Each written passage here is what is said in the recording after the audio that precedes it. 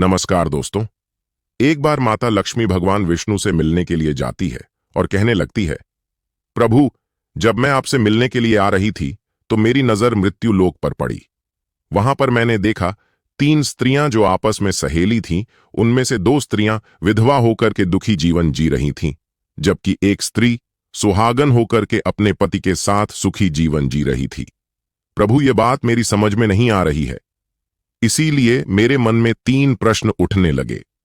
अब मैं आपसे यह चाहती हूं कि आप मेरे तीनों प्रश्नों का उत्तर देकर मुझे संतुष्ट करने की कृपा करें।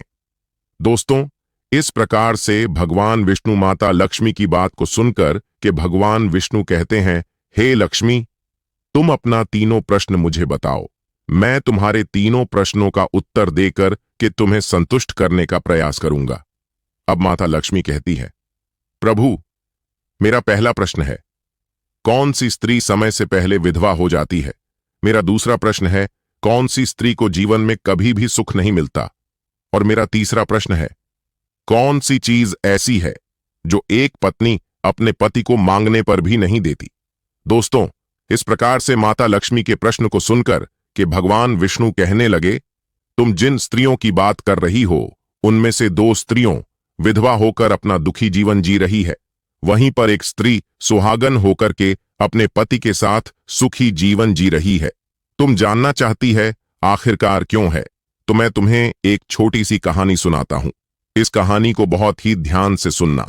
आधी अधूरी कहानी सुनने वाले को आधा अधूरा ही ज्ञान प्राप्त होता है, जो जीवन में कभी काम नहीं आता, क्योंकि तुम्हारे तीनों प्रश्नों का उत्तर यही छोटी सी कहानी में समाये हुए हैं। अगर तुम इस कहानी को पूरी ध्यान से सुन लेगी तो इसी कहानी में तुम्हारे तीनों प्रश्नों का उत्तर मिल जाएगा और तुम्हें संतुष्टि प्राप्ति होगी। दोस्तों, माता लक्ष्मी कहती है, प्रभु, मैं आपके बात से सहमत हूं। आप कहानी शुरू करिए, मैं कहानी को पूरी मन से सुनूंगी, और जब तक आप कहानी कहेंगे तब तक मेरा मन किसी दूसरे स्थान पर नहीं जाएगा।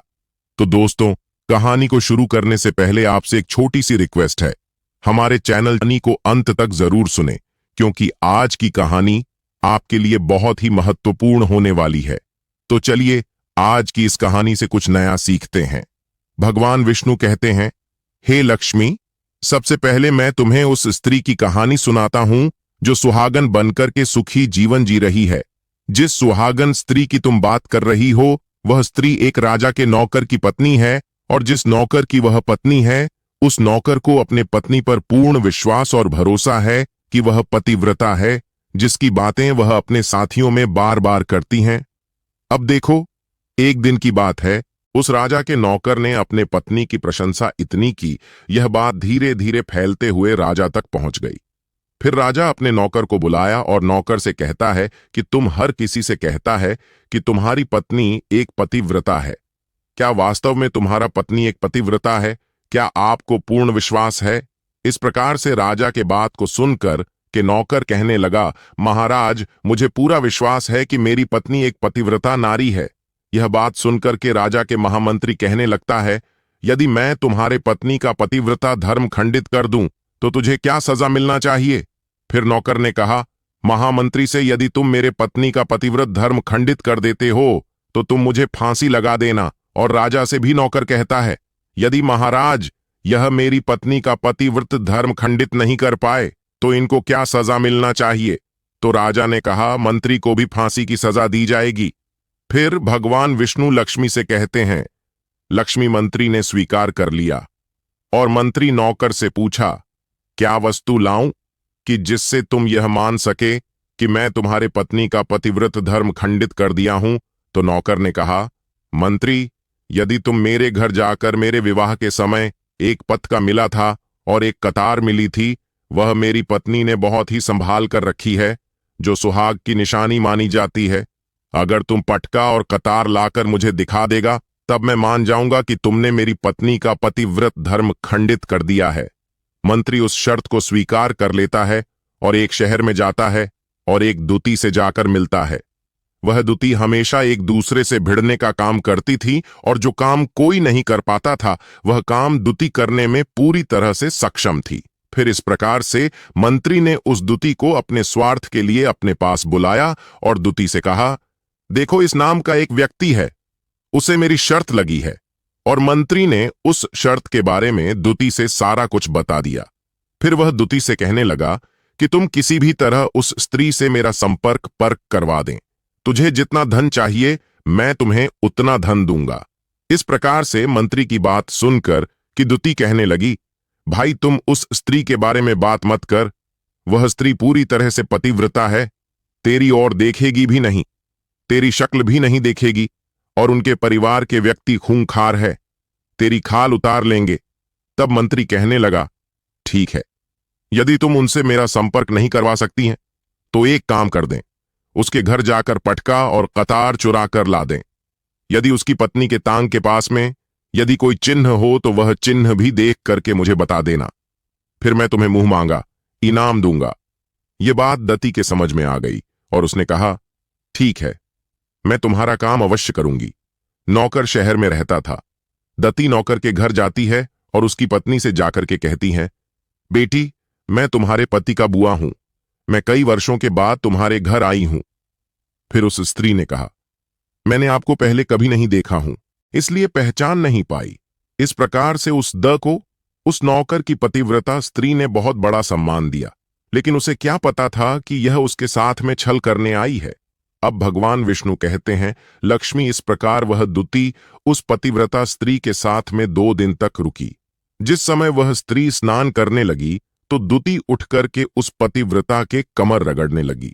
उस पतिव्रता स्त्री ने बहुत ही मना किया, फिर भी वह दुती नहीं मानी और कहने लगी, तुम तो मुझे बेटी से भी प्यारी लगती हो, तो इसमें मना करने वाली क्या बात है? मना मत करो, काफी दिनों बाद मेरी मुलाकात तुमसे पहली बार हुई है। अब यह सब कहकर के वह दुती मुंह पर हाथ फरान लगती है। फिर आंखों को धोने के बहाने से उस दुती ने उस पतिव्रता स्त्री की आंखों पानी मार दिया और उस पतिव्रता स्त्री की आंखें बंद हो गईं। इस प्रकार से गुप्तांग के पास में जहां पर एक तिल का निशान था जो दुती ने देख लिया, अब तो उसका काम बन गया। अब स्नान करने के बाद वह पतिव्रता स्त्री अपने रसोई में खाना बनाने के लिए गई तो दुती को मौका मिल गया और उसने पटका और कतार उस नौकर के घर से चुरा ली और वहां से एकदम भाग गई और जाकर के वह दती पटका और कतार उस मंत्री को दे दिया और उस पतिव्रता स्त्री के जांघ पर जो तिल का निशान था वह भी बता दिया। मंत्री सीधा राजा के दरबार में पहुंचा और राजा से जाकर के कहा, महाराज, मैंने नौकर की पत्नी के साथ में 2 दिन बिताए और यह पटका और कतार उसी के हाथों से लेकर आया हूं। फिर राजा ने अपना दरबार लगाया और नौकर को बुलाया और राजा ने महामंत्री से सभा में पटका और कतार नौकर को दिखाने को कहा। फिर राजा की आज्ञा पाकर मंत्री ने नौकर को उसकी घर की पटका और कतार दिखा दिया और उसकी पत्नी के गुप्तांग के पास में जांघ पर जो तिल का निशान था वह भी बता दिया। यह सब देख करके नौकर मान गया कि वास्तव में आज मेरी पत्नी ने अपना पतिव्रता धर्म पूरी तरह से खंडित कर लिया। भगवान विष्णु कहते हैं, लक्ष्मी, फिर तो राजा ने फांसी का सजा 15 दिन बाद रख दिया और कह दिया कि नौकर को 15 दिन बाद फांसी पर चढ़ा दिया जाएगा। इस प्रकार से नौकर से उसकी अंतिम इच्छा पूछी तो नौकर कहा, मैं अपनी पत्नी से एक बार मिलना चाहता हूं। इस प्रकार से राजा ने उस नौकर को आज्ञा दी कि ठीक है, तुम अपनी पत्नी से मिल सकते हो। फिर नौकर अपने घर गया और अपनी पत्नी से कहा कि तुमने मेरे साथ बहुत बड़ा विश्वासघात की है। मैंने तुम्हारे विश्वास पर मंत्री के साथ ऐसी शर्त लगाई थी, राजा के दरबार में राजा के सामने कहा था कि मेरी पत्नी का पतिव्रत धर्म कोई नष्ट कर दे तो मुझे फांसी लगा देना। आप मुझे 15 दिन बाद फांसी लगा दी जाएगी। मेरे साथ विश्वासघात करके तुमने ठीक नहीं किया। तब उस पतिव्रता स्त्री ने अपने पति को सारी बात बताई, मगर उसे विश्वास नहीं हुआ। फिर नौकर राजा के दरबार में पहुंचा तो फिर राजा से कैद में डलवा दिया। अब उधर नौकर की पतिव्रता धर्मपत्नी ने परमात्मा को याद किया और अपना भेष बदल करके राजा के दरबार में गई और राजा से नाच दिखाने की आज्ञा मांगने लगी, क्योंकि वह स्त्री बहुत ही सुंदर थी। और उधर राजा तो शौकीन होते ही है, इसलिए राजा ने आज्ञा दे दिया कि सभी मंत्री आदि उपस्थित होकर के इस सुंदरी का नाच करवाने का पूरी व्यवस्था करें। भगवान विष्णु कहते हैं, लक्ष्मी, फिर तो सब मंत्री, महामंत्री, राजा आदि दरबार में उपस्थित हुए और फिर उस नौकर की धर्मपत्नी ने जब नाचना शुरू किया तो राजा को उस स्त्री का नाच बहुत ही पसंद आया। और फिर राजा ने कहा, तुम मुझसे क्या मांगना चाहती हो? तुम मुझसे जो भी मांगो मैं तुम्हें वही दूंगा। फिर उस नौकर की पतिव्रता स्त्री ने कहा, महाराज, आपके सभा में मेरा एक चोर है जिसने मेरे कुछ रुपया लिए थे लेकिन आज तक नहीं दिए हैं। उसे फांसी की सजा दे दीजिए। अब राजा कहा कि ठीक है, बताओ मेरे जा दरबार में तुम्हारा चोर कौन सा है, उसका नाम क्या है, मैं उसको फांसी का सजा अवश्य दूंगा। फिर उस नौकर की पतिव्रता स्त्री ने कहा, महाराज, आपका महामंत्री ही मेरा चोर है, आप इनको फांसी का सजा अवश्य दें। अब उधर जैसे ही महामंत्री ने सुना कि यह सुंदरी मुझे अपना चोर बता रही है तो मंत्री कहने लगा, महाराज, मैं कसम खाकर कहता हूं, मैं इसका कभी कुछ नहीं चुराया हूं, मैं इसको आज तक कभी देखा भी नहीं हूं, तो मैं इसका चोरी कैसे कर सकता हूं? मैं आज तक इसका शक्ल भी नहीं देखा हूं। अब भगवान विष्णु कहते हैं, लक्ष्मी जैसे ही मंत्री ने कहा कि मैं सुंदरी की आज तक शक्ल ही नहीं देखा हूं, तो वह सुंदरी कहने लगी, महाराज, यह मंत्री मुझे जानता नहीं है, तो आप इससे यह पूछो, यह पटका और कतार कहां से लाया था?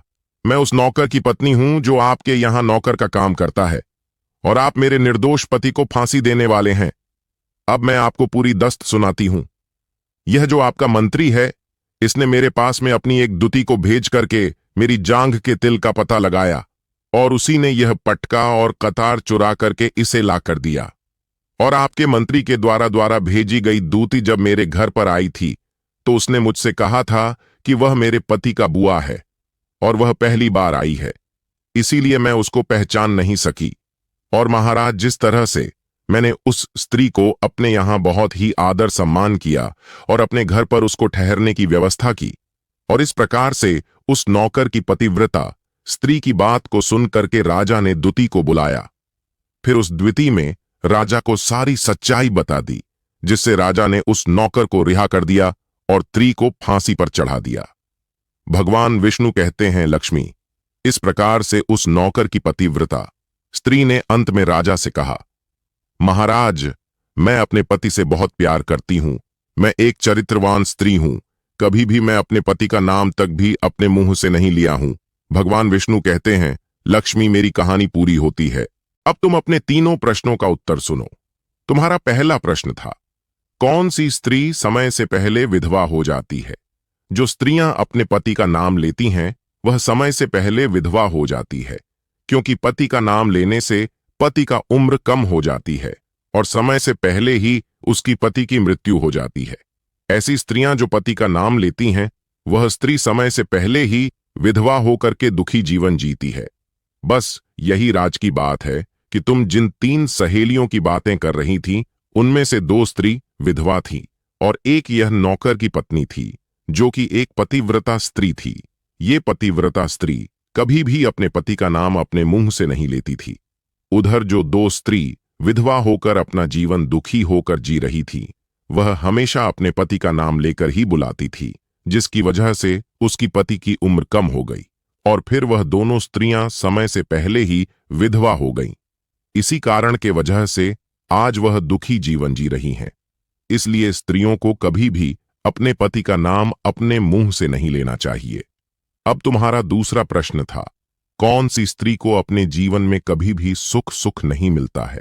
तो समझ लीजिए, जो अपने पति के बिना अनुमति के किसी तीर्थ स्थान या उत्सव में चले जाती है, उसके जीवन में कभी भी सुख नहीं आती। ऐसी स्त्रियां जीवन भर दुखी रहती हैं और उन्हें कभी भी पति का प्रेम नहीं मिलता। भगवान विष्णु कहते हैं, लक्ष्मी, तुम्हारा तीसरा प्रश्न था, ऐसी कौन सी चीज है जो एक पत्नी अपने पति को मांगने पर भी नहीं देती है? तो समझ लो, वह चीज गाली है। एक चरित्रवान स्त्री अपने पति को कभी भी गाली नहीं दे सकती, और जो स्त्री अपने पति को गाली देती है, वह स्त्री कभी भी चरित्रवान नहीं होती, और ऐसी स्त्री जीवन भर रोती है, उसके जीवन में कभी भी सुखी नहीं आती और समय से पहले ही ऐसी स्त्री विधवा हो जाती है। तो दोस्तों, इस प्रकार से कहानी सुनने के बाद में माता लक्ष्मी अपने तीनों प्रश्नों से संतुष्ट होकर कहती हैं, प्रभु, वास्तव में जो स्त्री चरित्रवान होती हैं वह कभी दुखी जीवन नहीं जीती है, क्योंकि ऐसे घर में लक्ष्मी का सदैव बांस होती है और वह घर हमेशा धन से भरपूर भरा रहता है। ऐसी स्त्री हमेशा घर को स्वर्ग बना देती है। तो दोस्तों, अगर आपको यह वीडियो पसंद आई हो तो इस वीडियो को लाइक करें और ऐसे ऐसे वीडियो देखने के लिए धर्म आस्था चैनल को सब्सक्राइब अवश्य करें। धन्यवाद।